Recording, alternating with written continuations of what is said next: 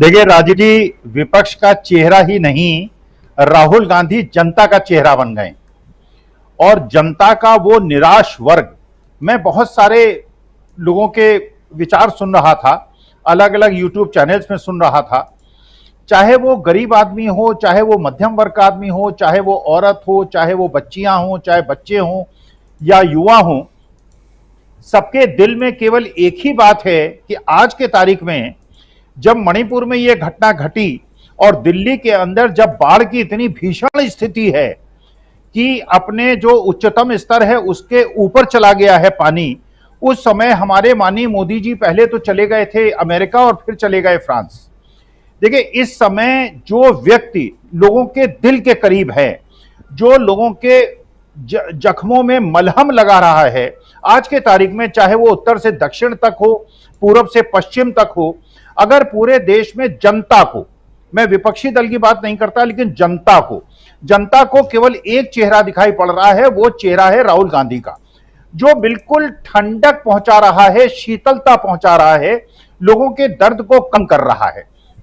और जिस प्रकार से आपने कल चर्चा की थी, देखिए ये परतें तो अब खुलेंगी, ये पता चलेगा कि जितने भी एसेट्स खरीदे जा रहे हैं और बड़े बड़े लाख करोड़ों का और 1.5 लाख करोड़ के और 70,000 करोड़ के, इसका मतलब यह है कि क्या चुनाव के लिए पैसों का इंतजाम किया जा रहा है।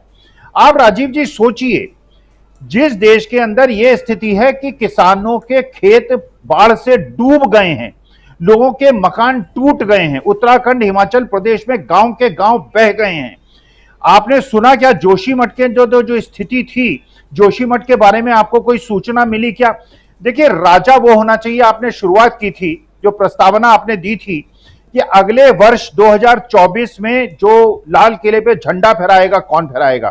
देखिए, झंडा वही फहराएगा जो देश की जनता का प्रतिनिधित्व करेगा। और जनता का प्रतिनिधित्व करने का मतलब वो 5% लोग नहीं हैं जो कि जिनकी जो आमदनी है पिछले 3 साल के अंदर डबल और ट्रिपल हुई है। ये वो 5% भी लोग नहीं है जो शेयर मार्केट में इन्वेस्टेड हैं और जिनका पैसा दुगना तिगुना हो गया है। इसमें वो 95% लोग हैं जो आज की तारीख में टमाटर खरीदने के लिए भी तरस गए। और मैं राजीव जी एक आपको सच्ची किस्सा बताता हूं। एक व्यक्ति ने, जो मेरी जान पहचान का है, उसने कहा एक नया तरीका उसने इजाद किया है। कह रहा था मैं ट्रेन में चढ़ने गया जनरल कंपार्टमेंट में, और जनरल कंपार्टमेंट में घुस नहीं पाया, भीड़ बहुत ज्यादा थी। उसने बाहर से आवाज लगाई, टमाटर 40 रुपए किलो। पूरी की पूरी बोगी बाहर निकल आई और अंदर जाके वो एक सीट पे पूरी तरह से लेट गया और बाकी लोग जो है 40 रुपए किलो का टमाटर ढूंढते रहे। देखिए, अदरक की स्थिति है, जीरे की स्थिति है, सब्जी की स्थिति है। आप सोचिए, जिस आदमी की 12, 14, 15 हजार की तनख्वाह है, जो किसी प्रकार से 10 घंटे 12 घंटे करके 14, 15 हजार रुपए कमा रहा है, अगर उसके घर का इनपुट कॉस्ट 25, 30%, 40% बढ़ जाएगा और उसके बच्चे की स्कूल की फीस भी बढ़ जाएगी, उसका जो मेडिकल का खर्चा है वो भी बढ़ जाएगा, उसका जो ट्रांसपोर्टेशन का खर्चा है वो भी बढ़ जाएगा। वो जो 95% देश की जनता है, वो ऐसे आदमी को चाहती है जो कि दर्द को बांटे, जो जख्म पे मलहम लगाए, जो कि महंगाई को कम करे, जो कि बिचौली। और आप सोचिए राजीव जी, छोटी सी बात है, टमाटर किसान किस दाम पे बेच रहा है और हम किस दाम पे खरीद रहे हैं। ये बीच का 95% पैसा जा क्यों रहा है? क्योंकि आज की तारीख में जो टमाटर है वो किसानों के पास नहीं है, बड़े बड़े पूंजीपतियों के पास है। पूंजीपतियों की आमदनी बढ़ती जा रही है, वो शेल कंपनीज के माध्यम से अपने पैसे को रोटेट करके अपनी कंपनियों में, हिंदुस्तान में एफडीआई दिखा के इन्वेस्ट कर रहे हैं और देश की 95% जनता गरीब से गरीबतर होती चली जा रही है। तो झंडा तो वही राजीव जी फहराएगा जो देश की जनता और देश के 95% लोगों के साथ खड़ा रहेगा। और जिन लोगों ने 5% लोगों ने देश की पूरी संपदा पे इकट्ठा किया है और उस पर अपना कब्जा किया है, उसको वितरित कर गए। बल्कि मैं तो ये कहूंगा 2024 के बाद जिस प्रकार से सरकारी कंपनियों को बेच के निजी हाथों में दिया गया है, जैसे इंदिरा गांधी ने नेशनलाइजेशन किया था, उसी प्रकार का नेशनलाइजेशन करके सारी संपत्ति जनता को सौंप देनी चाहिए और उसमें जनता को नौकरी देनी चाहिए। जी बिल्कुल, जनता नौकरी की तलाश में है। शुरुआत में इसकी चर्चा भी कर रहे थे प्रोफेसर अखिल स्वामी जी। अब जरा आपसे समझना चाहता हूं कि विपक्ष की उम्मीद कितनी, संभावनाएं कितनी हैं, क्या आप देखते हैं? क्या सिर्फ जो सत्ता पक्ष या जो विपक्षी दल के इस गठबंधन को पसंद नहीं करते हैं, वो कह रहे हैं कि बस ये झुंझुना है, हाथ उठा करके सिर्फ आप फोटो खिंचवा लेने से बीजेपी को नहीं हरा सकते, ये बातें करते हैं लोग। जरा ये आप तमाम पैनलिस्ट साथियों से ये सवाल का जवाब चाहता हूं कि ये अभी जो एकता की बात हो रही है, पटना के बाद बेंगलुरु में अभी होगी, वहां से क्या कुछ निकल के आ रहा है वो तो हम आप तक पहुंचाएंगे ही, लेकिन अभी तक की जो बात है जिसमें हम राहुल गांधी को एक नेता के रूप में देख रहे हैं, ये सब चर्चा हम कर चुके हैं पिछले 1 घंटे में, लेकिन अब उसके आगे की चर्चा कि क्या सचमुच अगले साल 15 अगस्त 2024 को लाल किले से झंडा फहराने वाले मोदी जी नहीं बल्कि कोई और नेता होगा? अगर ऐसा है तो कैसे देखते हैं आप? देखिए राजीव जी, विपक्षी दलों का तो मुझे नहीं पता, लेकिन देश की जनता, मेरे जैसे जो वृद्ध युवा लोग हैं, उनके जो दिल की इच्छा है वो ये है कि एक दिल वाला आदमी देश का प्रधानमंत्री बने और लाल किले पे झंडा फहराए। देखिए राजीव जी, मैं सच बता रहा हूं, मैं सच बोलूंगा और सच के सिवा कुछ नहीं बोलूंगा।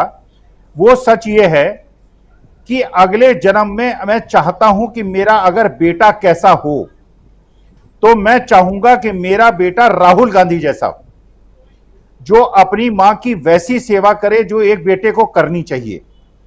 राहुल गांधी जैसा भाई हो जो कि अपनी बहन केवल प्रियंका को नहीं, देश की सवान पूरी बेटियों को अपनी बहन समझे।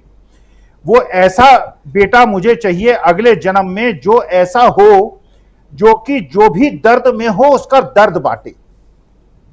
देखिए, मैं ये सोच रहा था राजीव जी, वास्तविकता में कि 2014-2019 के चुनाव में लोग मोदी जी का मुखौटा लगा के सामने बैठा करते थे। 2024 में भारतीय जनता पार्टी के कार्यकर्ता कौन सा मुखौटा लगा के बैठेंगे? मुझे ऐसा लगता है कुछ लोग तो ब्रजभूषण शरण सिंह का मुखौटा लगाएंगे, कुछ लोग जो हैं नाथूराम गोडसे का मुखौटा लगाएंगे, कुछ लोग हैं लखीमपुर खीरी के मिश्रा जी का मुखौटा लगाएंगे, कुछ लोग जो हैं वो उन्नाव वाले सेंगर साहब का मुखौटा लगाएंगे, और कुछ लोग ऐसे हैं जो कि वो जो आपके मध्य प्रदेश के प्रवेश शुक्ला थे उनका चेहरा लगाएंगे, उनका मुखौटा लगाएंगे। देखिए, हम इनका मुकाबला करेंगे। देखिए, देश की जनता, मैं उद्वेलित इसलिए हूं कि मैं अपनी भारत माता को कमजोर होते हुए और खंड खंड होते हुए देख रहा हूं।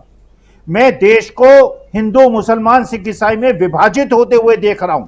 मैं सवर्णों द्वारा दलितों पे और बैकवर्ड्स पे और अल्पसंख्यकों पे अत्याचार होने से व्यथित हूं।